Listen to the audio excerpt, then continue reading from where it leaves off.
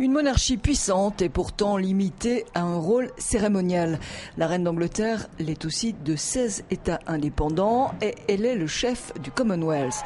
La souveraine est consultée par le Premier ministre toutes les semaines. Elle a le droit de donner son avis.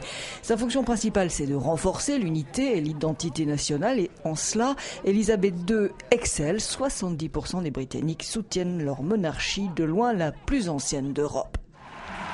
Très solide aussi, avec 2 siècles d'histoire, la monarchie aux Pays-Bas est le pilier de l'identité nationale. Elle a l'adhésion des 3/4 de la population.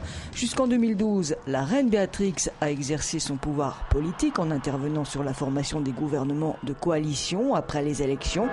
Le nouveau roi, Willem-Alexandre, ne l'a plus, mais il continuera de recevoir le Premier ministre toutes les semaines.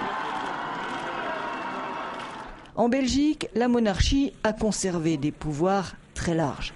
Le roi a le pouvoir de former des gouvernements qui doivent se soumettre au Parlement.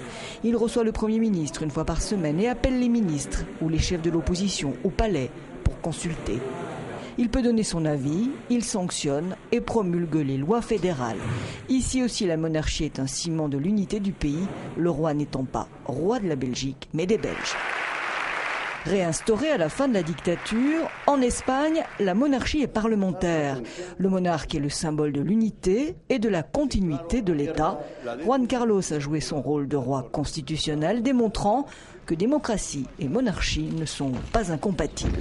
Or, ces derniers temps, sa popularité est au plus bas, moins de 37%.